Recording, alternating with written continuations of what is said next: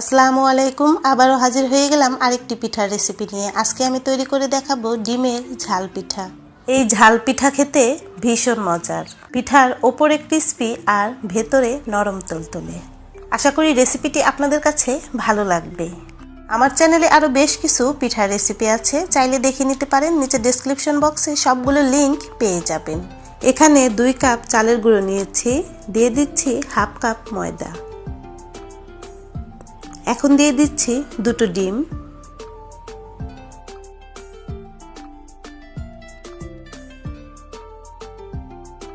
আর দিয়ে দিচ্ছি এখানে ছোট একটি পেঁয়াজ আর কয়েকটি কাঁচামরিচ আমি বেটে নিয়েছি।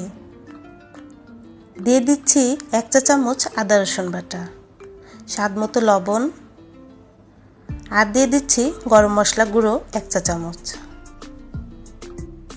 দিয়ে দিচ্ছি গোলমরিচের গুঁড়ো হাফ চা চামচ, লাল মরিচের গুঁড়ো 1 চা চামচ, হলুদের গুঁড়ো হাফ চা চামচ, দিয়ে দিচ্ছি ধনিয়ার গুঁড়ো হাফ চা চামচ, আর দিয়ে দিচ্ছি ভাজা জিরার গুঁড়ো 1 চা চামচ। এখন মিক্সড করে নিচ্ছি। ঝালের পরিমাণ আপনারা আপনাদের স্বাদ মতো দিয়ে নেবেন। এখন কুসুম গরম পানি দিয়ে ব্যাটার তৈরি করে নিচ্ছি। অতিরিক্ত পাতলাও হবে না, আবার অতিরিক্ত ঘনও হবে না।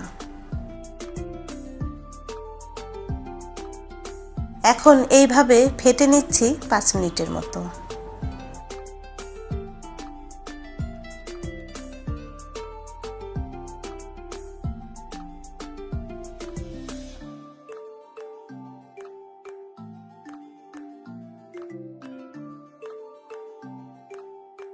এখন 30 মিনিটের জন্য ঢেকে রেখে দিচ্ছি।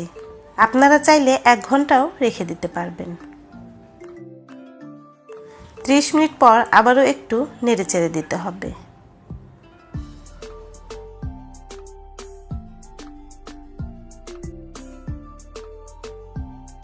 দিয়ে দিচ্ছি ধনিয়া পাতা কুচি। খুব ভালো করে মিক্সড করে পিঠা বানাতে চলে যাচ্ছি।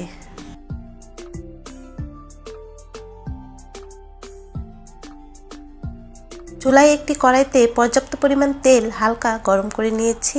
এখন পিঠার ব্যাটার দিয়ে দিচ্ছি। এই পর্যায়ে চুলার আঁচ মিডিয়ামের থেকে একটু কমিয়ে দিচ্ছি। এখন আপনারাই দেখুন।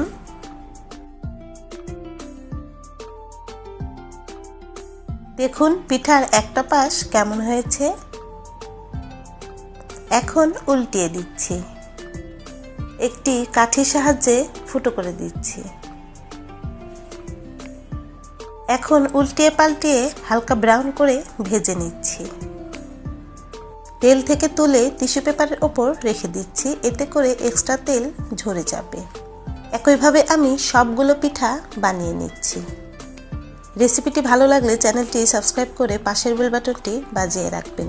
যারা আমার চ্যানেল সাবস্ক্রাইব করেছেন তাদেরকে অসংখ্য ধন্যবাদ। আর হ্যাঁ, ভিডিওতে একটি লাইক দিতে কিন্তু একদমই ভুলবেন না।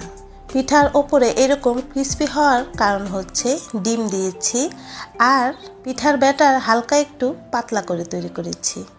শীতের দিনে বিকেলে গরম গরম ঝাল পিঠা খেতে ভীষণ মজার।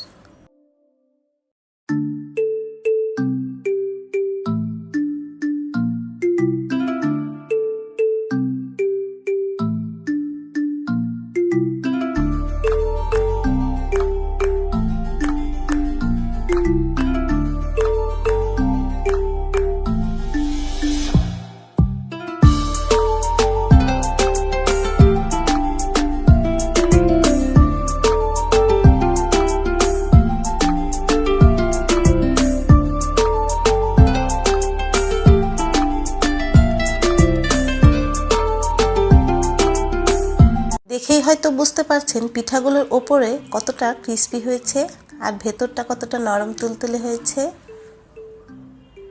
সবাই অনেক বেশি ভালো থাকবেন। ইনশাল্লাহ আবারও ফিরে আসবো নতুন কোনো রেসিপি নিয়ে। আল্লাহ হাফেজ।